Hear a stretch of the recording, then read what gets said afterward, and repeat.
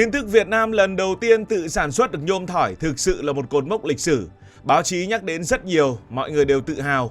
Nhưng nếu không làm trong ngành công nghiệp, chúng ta sẽ thấy hơi khó hình dung. Vậy thì nhôm thỏi thực chất là gì? Nó sẽ giúp chúng ta sản xuất những cái gì? Và khác gì so với nhôm làm nồi niêu xoong chảo các thứ?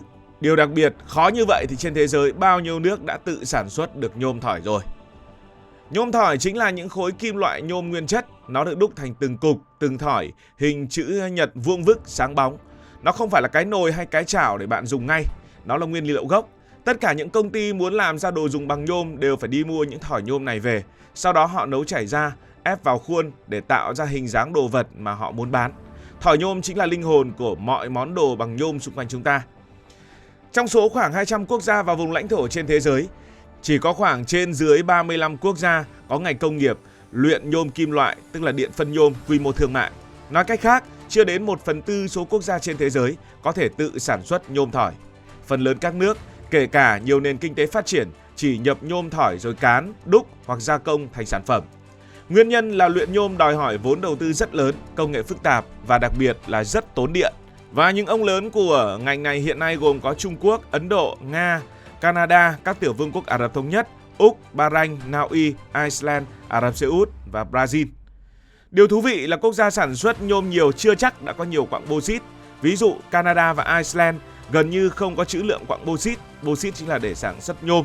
Nhưng những nước này vẫn nằm trong nhóm sản xuất nhôm hàng đầu thế giới. Lý do hai nước này sở hữu nguồn thủy điện hoặc nhiệt điện rất dồi dào và giá rẻ. Ngược lại, nhiều nước có nhiều bauxit lại chỉ sản xuất quặng hoặc alumi vì không đủ điều kiện để xây dựng các nhà máy điện phân tốn hàng tỷ đô la Mỹ. Nói về nhôm thì ít ai biết rằng nhôm từng quý hơn cả vàng. Vào đầu thế kỷ 19, khi các nhà khoa học mới tách được nhôm từ quặng, việc sản xuất vô cùng khó khăn và tốn kém. Năm 1855, giá nhôm cao gấp nhiều lần bạc và thậm chí có thời điểm còn đắt hơn vàng. Hoàng đế Napoleon đệ tam của nước Pháp nổi tiếng đến mức chỉ dùng bộ dao, dĩa và đĩa bằng nhôm để tiếp những vị khách đặc biệt nhất. Những vị khách bình thường vẫn phải dùng đồ bằng vàng. Khi ấy sở hữu một món đồ bằng nhôm có thể cho thấy địa vị cao hơn sở hữu đồ bằng vàng. Một minh chứng nổi tiếng khác đó là đỉnh chóp của đài tưởng niệm Washington ở Mỹ. Khi được lắp đặt vào năm 1884, khối nhôm nặng khoảng 2,8 cân trên đỉnh công trình được xem là một vật liệu vô cùng quý giá. Người dân còn xếp hàng để được tận mắt ngắm và chạm vào nó, giống như ngày nay nhiều người muốn nhìn thấy một viên kim cương hiếm. Ngày xưa mà làm chóp bằng vàng thì không có gì đặc biệt, phải làm bằng nhôm nó mới sang. Mọi thứ chỉ bắt đầu thay đổi vào năm 1886 khi hai nhà khoa học, đó là một người đến từ Mỹ, Jacques Martin Hall và Paul Héron, người Pháp, gần như đồng thời phát minh ra quá trình điện phân nhôm. Công nghệ này giúp giá nhôm giảm mạnh chỉ trong vài thập kỷ, mở đường cho việc sản xuất hàng loạt. Từ chỗ là kim loại chỉ dành cho vua chúa, nhôm trở thành vật liệu phổ biến nhất thế giới, xuất hiện trong lon nước ngọt, cửa nhôm, máy bay, ô tô, điện thoại, tàu cao tốc và hàng nghìn sản phẩm khác. Có thể nói nếu không có phát minh này, rất có thể ngày nay một lon nước ngọt bằng nhôm sẽ là một món đồ xa xỉ, chứ không phải là thứ chúng ta cầm trên tay mỗi ngày. Về tầm quan trọng của nhôm, thì nhôm là một trong những kim loại chiến lược quan trọng nhất đối với quốc phòng, đến mức trong cả Thế chiến thứ hai, nhiều nước coi sản lượng nhôm là thước đo sức mạnh quân sự. Lý do là nhôm nhẹ, bền, chống ăn mòn và dễ tạo thành các hợp kim siêu cứng. Một chiếc máy bay chiến đấu hoặc máy bay vận tải thường có khoảng từ 50 đến 80% khối lượng kết cấu được làm từ nhôm hoặc hợp kim nhôm tùy vào loại máy bay. Không quân Mỹ trong Thế chiến thứ hai từng tiêu thụ hàng triệu tấn nhôm để sản xuất hơn 300.000 máy bay, khiến nhôm được mệnh danh là kim loại của bầu trời.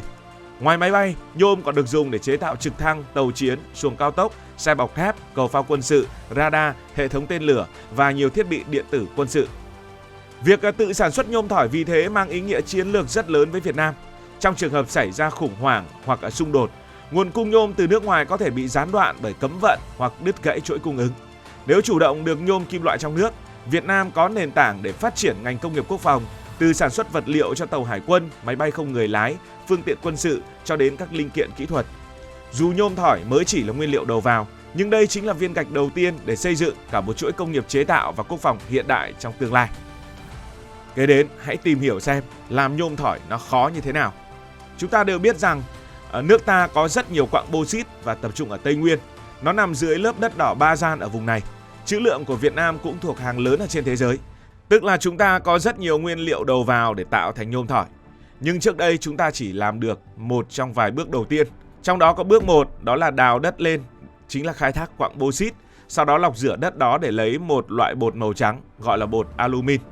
Làm xong cái bước này chúng ta phải đóng bao và đem bán ra nước ngoài.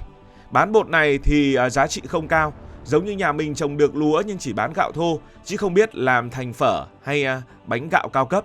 Muốn biến cái bột trắng đó thành thỏi nhôm kim loại cứng cáp, sáng bóng, người ta phải trải qua một bước thứ ba. Bước này có tên là điện phân nhôm. Đây chính là cửa ải khó khăn nhất mà mười mấy năm nay chúng ta mới chinh phục được. Thế thì điện phân nhôm nó khó như thế nào? Nhiều người sẽ nghĩ rằng có gì mà khó, nấu chảy kim loại thôi mà. Thực ra thì làm nhôm thỏi khó kinh khủng khiếp. Có 3 lý do chính khiến nhiều nước có tài nguyên cũng đành phải bó tay. Bước đầu tiên đó là phải có điện và rất nhiều điện. Để tách được nhôm ra khỏi cái bột trắng kia, người ta không dùng lửa để đốt, người ta phải dùng một dòng điện khổng lồ. Quá trình này gọi là điện phân. Dòng điện này lớn đến mức nào? Nó tiêu thụ lượng điện bằng cả một thành phố lớn cộng lại. Hơn nữa, dòng điện này phải là điện một chiều và phải chạy liên tục 24/24 giờ và 365 ngày mỗi năm, không được phép nghỉ ngơi dù chỉ 1 giây. Tại sao không được phép nghỉ ngơi dù chỉ 1 giây? Bởi vì có một cơn ác mộng mang tên là mất điện. Trong các lò điện phân, nhiệt độ lúc nào cũng nóng hầm hập gần 1000 độ C. Mọi thứ bên trong đang ở dạng chất lỏng sôi sục. Nếu lưới điện chớp tắt hoặc mất điện đột ngột trong khoảng 2 tiếng đồng hồ thì thảm họa sẽ xảy ra. Toàn bộ khối chất lỏng kim loại khổng lồ đang sôi kia sẽ nguội đi. Nó sẽ đông cứng thành một khối khổng lồ và cứng nhắc, bám chặt vào mọi thứ. Máy móc lúc này sẽ hỏng hoàn toàn. Người ta chỉ còn cách dùng mìn đập bỏ lò đi và xây lại từ đầu. Thiệt hại có thể lên đến hàng nghìn tỷ đồng. Vì thế, duy trì điện ổn định tuyệt đối là bài toán cực kỳ căng thẳng mà không phải nước nào cũng làm được. Và những nước có nguồn điện dồi dào chính là những nước điện phân nhôm hàng đầu ở trên thế giới. Tiếp đó, cái khó khăn thứ ba đó là nó đòi hỏi quá nhiều tiền và công nghệ cao. Bạn không thể mở một xưởng nhỏ để làm nhôm thỏi, bạn phải xây một nhà máy khổng lồ, cần phải đầu tư hệ thống máy móc, dây chuyền, hệ thống xử lý chất thải phức tạp. Số tiền bỏ ra lên đến hàng chục nghìn tỷ đồng. Chưa kể, công nghệ điện phân là bí quyết riêng của rất nhiều nước, họ không dễ gì chỉ dạy cho mình. Công nhân và kỹ sư của mình phải ngày đêm học hỏi, thử nghiệm, thất bại, rồi làm đi làm lại mới nắm vững được cách vận hành. Khí hậu Tây Nguyên thì mưa nhiều, làm nhà máy rất cực khổ. Đó là lý do tại sao dự án này khởi công từ năm 2015 mà đến tận giữa năm 2016 mới ra được mẻ nhôm thỏi đầu tiên. Đó là mồ hôi, nước mắt và sự kiên trì vô cùng lớn của rất nhiều người Việt Nam. Thế nên mới nói, Việt Nam tự làm được nhôm thỏi là một kỳ tích. Đừng có so sánh với cái nhôm để đúc nồi niêu song chảo bình thường. Bạn đã thấy nó khó như thế nào rồi đúng không? Vậy khi chúng ta làm thành công, nó mang lại ý nghĩa gì mà các lãnh đạo cấp cao lại vui mừng và đánh giá cao đến như vậy? Thứ nhất, từ nay chúng ta không phải đi bán bột alumin giá rẻ nữa. Chúng ta đã tự tay làm ra sản phẩm cuối cùng là nhôm kim loại. Bởi vì chúng ta có mỏ bauxit, chúng ta tự lọc được bột, chúng ta tự điện phân được và chúng ta tự tạo ra thỏi nhôm. Đây là một quy trình khép kín 100% made in Việt Nam. Điều này chứng tỏ trình độ khoa học, trí tuệ và tay nghề của kỹ sư Việt Nam chẳng hề thua kém thế giới. Chúng ta đã làm chủ được công nghệ cực kỳ khó. Mà làm được rồi thì sẽ tiết kiệm một núi tiền cho đất nước. Từ trước đến nay, các công ty làm cửa nhôm, làm vỏ điện thoại, làm lon nước ở Việt Nam đều phải ngậm ngùi bỏ tiền đô la ra nước ngoài để mua nhôm thỏi về sản xuất. Mỗi năm Việt Nam phải nhập khẩu một lượng nhôm rất lớn, tốn khoảng 1,5 tỷ đô la Mỹ, tương đương với gần 40.000 tỷ đồng tiền Việt. Con số này lớn kinh khủng. Bây giờ nhà máy ở Tây Nguyên đi vào hoạt động, khi làm hết công suất, mỗi năm sẽ đẻ ra 450.000 tấn nhôm thỏi. Người Việt Nam sẽ dùng hàng Việt Nam, chúng ta không phải mang 1,5 tỷ đô đó đi ra nước ngoài nữa. Tiền sẽ ở lại trong nước để đầu tư và phát triển đất nước và cán cân thương mại của đất nước sẽ đẹp hơn rất nhiều. Hơn thế nữa, một nhà máy khi mà chạy hết công suất, nhà máy ở Tây Nguyên này chạy hết công suất sẽ cần tới khoảng 3.500 người lao động. Đó chính là 3.500 thanh niên người dân địa phương có việc làm ổn định, không phải rời xa quê hương, không phải bỏ lại con cái để đi làm thuê nữa, có lương tốt, có cuộc sống gia đình ấm no, sung túc hơn. Đó là một giá trị nhân văn rất lớn đối với khu vực Tây Nguyên. Vậy là bạn đã thấy một thỏi nhôm thôi nhưng nó gánh trên vai cả một chặng đường dài và gian nan cũng như một hy vọng lớn của nền kinh tế. Nó chứng minh rằng Việt Nam mình dù xuất phát điểm có muộn, gặp nhiều khó khăn, thời tiết khắc nghiệt hay đại dịch cản bước nhưng hễ quyết tâm là sẽ làm được.